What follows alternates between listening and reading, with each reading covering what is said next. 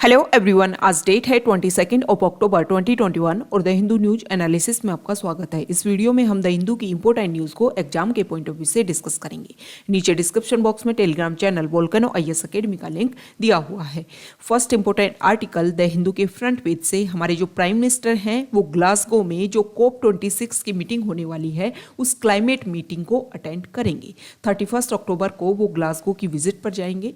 अब ये climate change conference है क्या? एक रेगुलर प्रोसीजर से चलता आ रहा है, डिस्कशन होता है रेगुलर क्लाइमेट चेंज को लेकर के कि किस कहाँ पर एमिशन ज़्यादा हो रहा है, किस तरीके से हम हमारे क्लाइमेट को, हम हमारे एनवायरनमेंट को सेव कर सकते हैं। और इसी को लेकर के जो सीरीज चल रही है COP26 की मीटिंग होगी ग्लासगो में।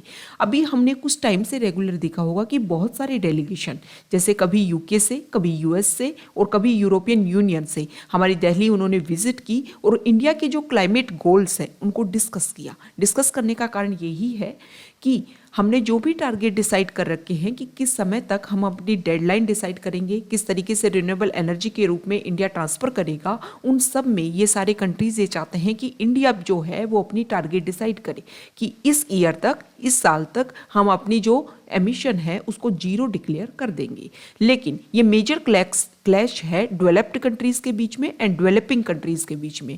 डेवलप्ड कंट्रीज ये चाहते हैं कि सभी के सभी अपनी डेडलाइन डिसाइड करें और कम से कम क्या करें, एमिशन करें। लेकिन डेवलपिंग कंट्रीज ये बोलती हैं कि आपने तो अपना तो प्रोग्रेस कर लिया, अब डेवलपिंग कंट्री जो अपना प्रोग्रेस कर रही हैं तो उसके लिए ये जो मेजर गैप है ना, इसको फिल करने के लिए जो डेवलप्ड कंट्रीज हैं जिन्होंने पहले रिसोर्सेज को ज़्यादा यूज़ किया है, अब वो अपनी तरफ से टेक्नोलॉजी यूज करें या अदर कंट्रीज को सपोर्ट करें जिससे इस प्रॉब्लम को इजीली सोल्व किया जा सके।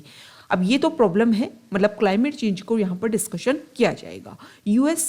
यूएस से हमने देखा कि जब वहाँ से डेलीगेशन आए तो इंडिया के लिए उन्होंने बोला कि जब आप रिन्यूएबल एनर्जी के लिए आपने टारगेट लिया है 450 गीगावाट, आप 2030 तक इसको बनाओगे, उसमें हम आपको क्या करेंगे, फाइनेंशियली असिस्टेंस प्रोवाइड करेंगे। पहली बार ऐसा हुआ है। वैसा ऐसे नहीं है कि यूएस के साथ में हमारे रिलेशन सही नहीं है, पर किसी भी क्लाइमेट चेंज को लेकर टारगेट अचीव करने को लेकर के यूएस ने फाइनेंशियली असिस्टेंस देने की कोशिश की है। इंडिया ने अभी अपना जीरो एमिशन जो ईयर है उसको डिक्लेयर नहीं किया है। बहुत सारी कंट्रीज ऐसी हैं जिन्होंने डिक्लेयर कर दिया है कि इस साल तक हम अपना एमिशन बिल्कुल जीरो कर देंगे। जीरो का मतलब ये होता है कि ऐसा नहीं है कि वहाँ पर कुछ काम ही नहीं होगा, एमिशन होगा, लेकिन उस एमिशन को कर्व करने की भी उनके पास में स्ट्रेटजी होएगी। मतलब एनवायरमेंट में कोई भी एमिशन को नहीं छोड़ा जाएगा।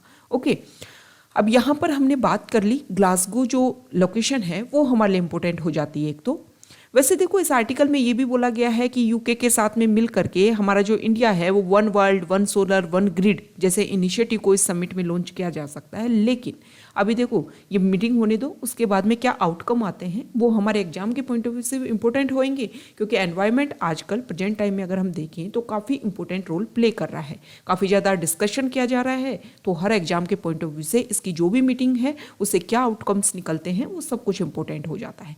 पहले हम देखेंगे कि क्लाइमेट चेंज को अगर हम सेव करेंगे तो जो हमारे एसडीजी गोल्स हैं उनको भी इजीली अचीव कर लेंगे। तो सबसे पहले हम देखेंगे ग्लासगो की लोकेशन, उसके बाद में एसडीजी गोल्स को। यहाँ पर देखो ये यूरोप कॉन्टिनेंट है, ये वाला है, और यहाँ पर ये है यूके, यहाँ पर ग्लासगो सिचुएटेड है, ये आपको ध्यान में रखना है। लोकेशन जो है वो इम्पोर्टेंट आपके लिए हो जाती है। ओके, अब हम एसडीजी गोल्स के बारे में डिस्कस कर लेते हैं। देखो एसडीजी गोल से, सस्टेनेबल डेवलपमेंट गोल्स से पहले हमारे यहाँ पर था millennium development goals. Millennium development goals जब खत्म हुए उसके बाद में सस्टेनेबल डेवलपमेंट गोल्स लाए गए। 17 सस्टेनेबल एसडीजी गोल्स हैं और इसमें 169 टारगेट्स हैं। मींस हर गोल्स के अंदर में कुछ छोटे छोटे टारगेट बना रखे हैं। ओके, अब ये सस्टेनेबल डेवलपमेंट गोल्स को आप कैसे याद कर सकते हो? इनका आप यूज़ कर सकते हो अपनी मेंस आंसर राइटिंग में, जब आप इनको लास्ट में इंक्लूड करते हो कि मान लो एजुकेशन से रिलेटेड कोई बात आई तो आप बोलते हो कि अगर हम एजुकेशन में ये सब कुछ इनिशिएटिव करेंगे तो एसडीजी गोल जो 4 है क्वालिटी एजुकेशन, उसको हम इजीली अचीव कर पाएंगे। जेंडर गैप की बात आई तो आपने एसडीजी गोल 5 को यूज़ करके बोला, उसको कोट किया कि जेंडर 5 से हम जेंडर इक्वलिटी को बहुत जल्दी अचीव कर लेंगे। तो ये सारे के सारे जो गोल्स वो आपको याद होने चाहिए। याद करने के लिए हम एक स्टोरी, मैं पहले भी बता चुकी हूँ, एक स्टोरी के थ्रू आप इनको याद कर सकते हो। मान लो एक गरीब बच्चा है, सबसे पहले फर्स्ट एसडीजी गोल, इस देखो मैं मेन जो वर्ड है, जैसे कि गोल नंबर 1 में, गोल नंबर 2 में जो मेन वर्ड है, जैसे गोल नंबर 1 में है पॉवर्टी वर्ड, गोल नंबर 2 में है हंगर वर्ड, तो इस वर्ड का यूज करूंगी। आपको भी पता है कि हंगर को हमें 0 करना है, पॉवर्टी को नो करना है। ओके, ये आप खुद अपने साथ में ऐड कर लीजिए। स्टोरी की शुरुआत करते हैं। स्टार्टिंग में अगर हम देखें, मान लो एक बच्चा है, वो बहुत ज़्यादा गरीब है, तो पहला क्या हो गया एसडीजी गोल, नो पॉवर्टी। बच्चा गरीब है तो भूखा होगा, भूखा। दूसरा एसडीजी गोल, नो हंगर। अब देखो बच्चा गरीब है, गरीब होने के साथ में भूखा है, तो उसकी जो हेल्थ है वो अच्छी नहीं होगी, ठीक है। तो एसडीजी गोल थर्ड है गुड हेल्थ एंड वेलबींग। अब ये सब कुछ बच्चे को प्रोवाइड किया गया, मतलब उसकी पॉवर्टी को कम किया गया, उसकी हंगर जो है उसको कम किया गया, और उसका जो हेल्थ है इसको इम्प्रूवमेंट किया गया। उसके बाद में बच्चे ने डिमांड की कि मुझे एजुकेशन गेन करनी है, तो बच्चे ने क्या किया, क्वालिटी एजुकेशन उसको दी गई। वहाँ पर जाकर के जब स्कूल में बच्चे ने देखा कि अरे यहाँ पर तो गर्ल्स भी हैं, जो मैम हैं वो हमें पढ़ाती हैं, तो उन्होंने क्वालिटी वो जेंडर इक्वलिटी के बारे में वहाँ पर जाकर के बच्चे ने सीखा, मतलब गोल नंबर 5। उसके बाद में जब बच्चा स्कूल से घर आता है तो उसने देखा कि कहीं पर नल खुला हुआ है, तो लेकिन उसने स्कूल में सीखा था कि सभी को क्लीन वाटर अवेलेबल होना चाहिए, मतलब गोल नंबर 6। आगे उसने देखा कि स्ट्रीट लाइट जली हुई है, लेकिन उसने देखा था कि clean energy and affordable energy, अरे ये तो एसडीजी गोल 7 में आता है ना, तो इसके लिए उसने स्विच बंद कर दिया। अब देखो उसने एजुकेशन ले ली, ये सारी की सारी जो टीचिंग्स हैं उसने गेन कर ली। अब बच्चे ने डिमांड रखी कि मुझे जॉब करनी है, मुझे वर्क में पार्टिसिपेशन करना है, अपना इकोनॉमिक ग्रोथ करना है। अब बच्चे ने जब अपनी जॉब करना स्टार्ट किया, मतलब एक तरीके से इंफ्रास्ट्रक्चर इंडस्ट्री में उसका इन्वॉल्वमेंट हो गया। अब बच्चे ने ये देखा कि मान लो मैं तो अपने घर में पढ़ लिया, लेकिन मेरे और भाई बहन जो हैं, मेरे ब्रदर एंड सिस्टर जो हैं, उनमें तो अभी भी इनइक्वलिटी है। तो गोल नंबर 10 रिड्यूस्ड इनइक्वलिटी। बच्चे ने सोचा कि मैं अपनी जो भी प्रॉपर्टी है गांव में वो अपने भाई बहन के लिए छोड़ दूंगा और खुद कहाँ चला जाऊंगा, सिटी में चला जाऊंगा। तो goal number 11 sustainable city. Okay, अब सिटी में बच्चा चला गया, लेकिन उसके माइंड में यही है कि मेरे भाई बहनों के बीच में अभी भी इनइक्वलिटी है। इसके लिए उसने बोला कि जो भी रिसोर्सेज हैं उनको मैं रिस्पॉन्सिबल तरीके से यूज करूंगा ताकि सभी को अवेलेबल हो पाए। ऐसा नहीं है कि मैं खुद ही यूज कर लूंगा। ओके, तो goal number 12 responsible consumption and production. अब बच्चे ने ये सोचा कि रिसोर्सेज को सेव करूंगा, क्लाइमेट को मतलब प्लेनेट को सेव करूंगा, वाटर के अंडर जो लाइफ है उसको सेव करूंगा, लैंड के ऊपर जो लाइफ है उसको सेव करूंगा, peace, justice and strong institution जो हैं उनको बनाऊंगा, और इसके साथ में जो पार्टनरशिप है, गोल्स को अचीव करने के लिए जो पार्टनरशिप चाहिए वो सब कुछ मैं बनाऊंगा। और ये सब कुछ अगर हो जाएगा तो जो सस्टेनेबल एसडीजी जो गोल्स हैं वो इजीली अचीव हो जाएंगे। ओके, तो इस तरीके से आप इनको याद कर सकते हो।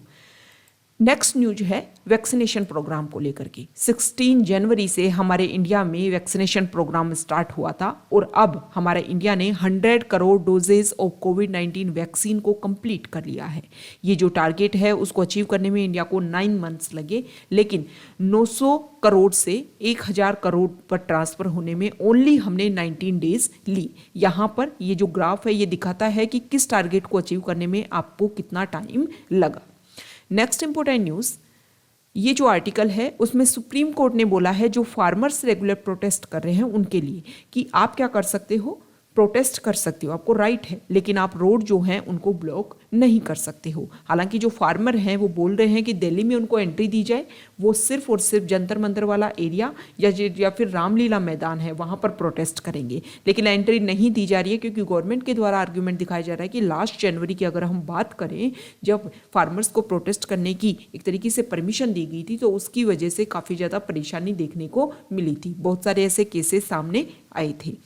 नेक्स्ट इंपॉर्टेंट न्यूज़ है यहाँ पर काजीरंगा नेशनल पार्क को लेकर के है। सेंट्रल एम्पावर्ड कमेटी जो सुप्रीम कोर्ट के द्वारा कॉन्स्टिट्यूट की गई है, उन्होंने आसाम गवर्नमेंट से पूछा है कि आप इसने वाइल्ड लाइफ जो कॉरिडोर्स हैं Kaziranga national park and tiger reserve में, वो भी जो भी इलीगल कंस्ट्रक्शन हो रहे हैं उनके ऊपर गवर्नमेंट को वर्क करना चाहिए, और ये जो इलीगल कंस्ट्रक्शन है उनको रोकने की आवश्यकता है।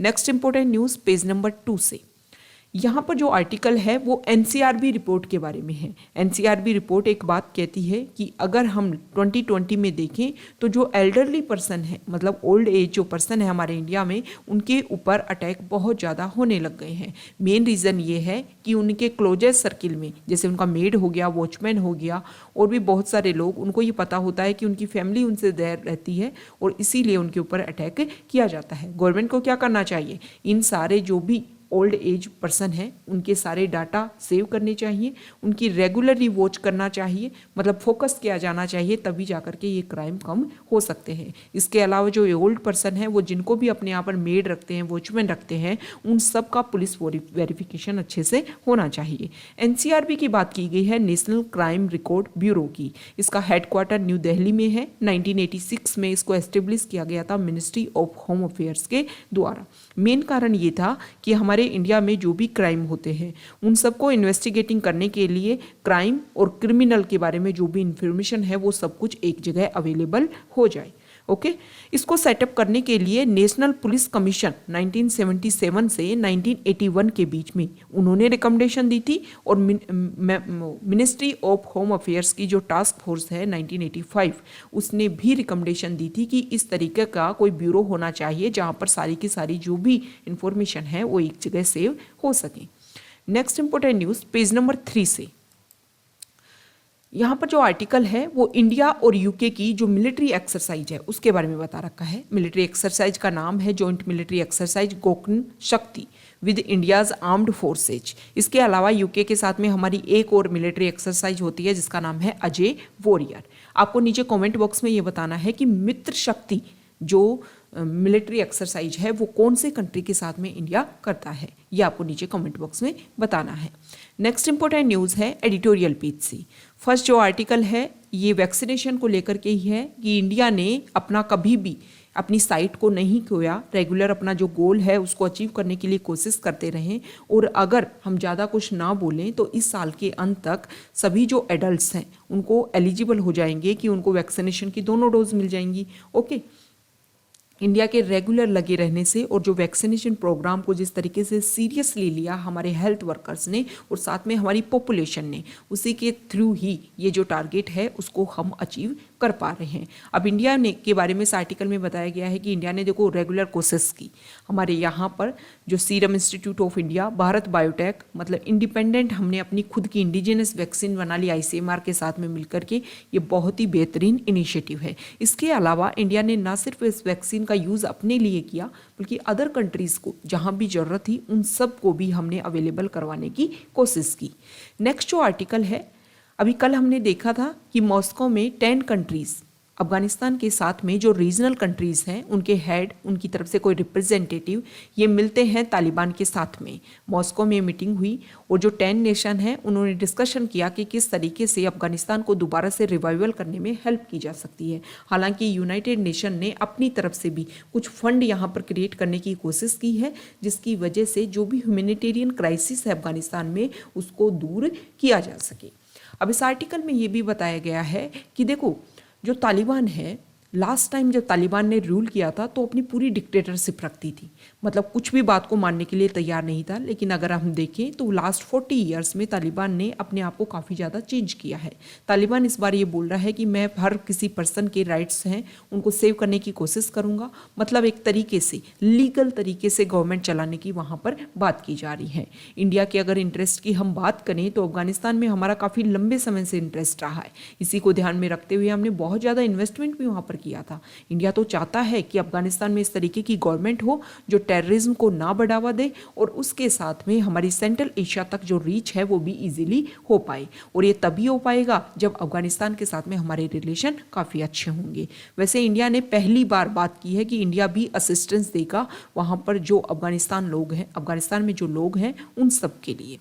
ओके, वैसे तालिबान बोल रहा है कि मैं सिर्फ और सिर्फ जो रूल्स एंड रेगुलेशंस हैं उनके अकॉर्डिंग रूल करूंगा, लेकिन सिर्फ बातचीत पर रुकने की आवश्यकता नहीं है। जो भी डिस्कशन होना चाहिए वो ऑन पेपर होना चाहिए, मतलब सभी जो कंट्रीज़ हैं वो एक तरीके से प्रेशर बनाकर रखें ताकि जो तालिबान है वो एक लीगल तरीके से यहाँ पर वर्क कर पाए। Next important news page number 8 से।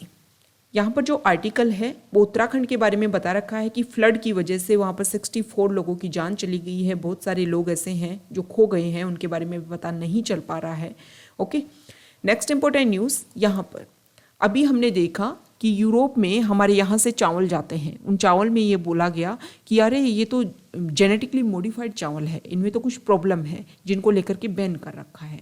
लेकिन हमारे यहाँ पर हमारी जो गवर्नमेंट है वो इस तरीके से कोशिश कर रही है, हमारा जो प्रोसीजर है हम इस तरीके से कोशिश कर रहे हैं कि चावल जो हैं उनमें बाहर से कोई जीन को इंक्लूड ना किया जाए, बल्कि एक नई टेक्नोलॉजी क्रिस्पर टेक्नोलॉजी के तहत ही क्या किया जाए कि हमारे चावल में जो भी राइस में एक बेटर क्वालिटी है उसको और ज़्यादा इंक्रीज किया जाए।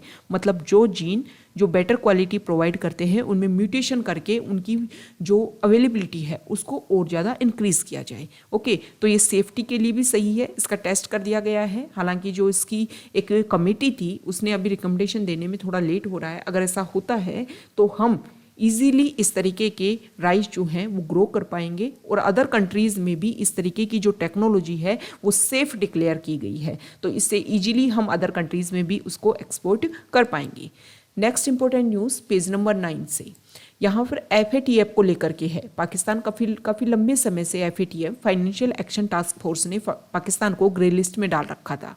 अब दोबारा से फाइनेंशियल एक्शन टास्क फोर्स की मीटिंग हुई और उसमें अभी फिर भी पाकिस्तान को फिर से रिटेन रखा है ग्रे लिस्ट में ही। FATF के बारे में हम डिस्कस कर लेते हैं। देखो, फाइनेंशियल एक्शन टास्क फोर्स एक इंटर गवर्नमेंटल बॉडी है और इसको 1989 में G7 जो कंट्रीज़ हैं, G7 जो ग्रुप है उसके द्वारा पेरिस में इसको एस्टेब्लिश किया गया था। इसका मेन रीजन ये है कि टेररिज्म जिस तरीके से बढ़ रहा है और बहुत सारे कंट्रीज़ उसको फंडिंग दे रहे थे, उनको काउंटर करने के लिए, उनके बारे में सारी चीज़ें अवेलेबल करवाने के लिए इस ग्रुप को बनाया गया था।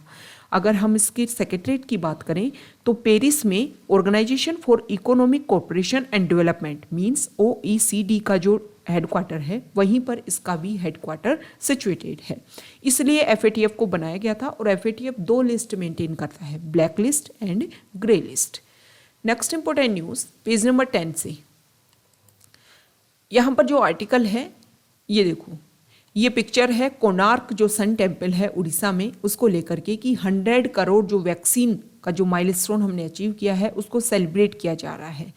यहाँ पर WHO और यूनिसेफ ने भी जो हमने वैक्सीन माइलस्टोन को अचीव किया है उसका अप्रिशिएशन दिया है इंडिया को, कि इंडिया ने जिस तरीके से वर्क किया वो काफ़ी ज़्यादा काबिले तारीफ है।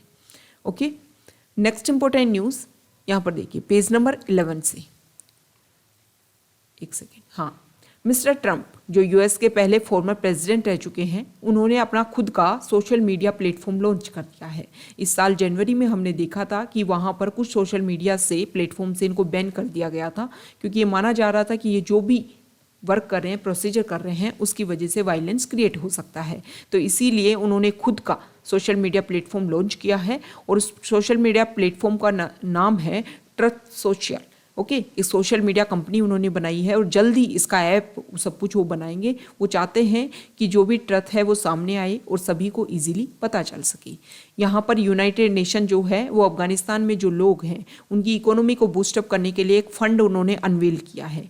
वो चाहते हैं कि इस फंड का यूज़ किया जाएगा अफगानिस्तान में 58 मिलियन जो डॉलर है उसमें जर्मनी ने डायरेक्ट कोशिश की है कि अफगानिस्तान को ट्रांसफ़र किए जाएंगे ये पैसे जो जर्मनी ने हेल्प की है। इसके अलावा अदर कंट्रीज़ भी यहाँ पर हेल्प कर सकते हैं जिसका यूज़ किया जाएगा अफगानिस्तान को रिवाइवल करने के लिए।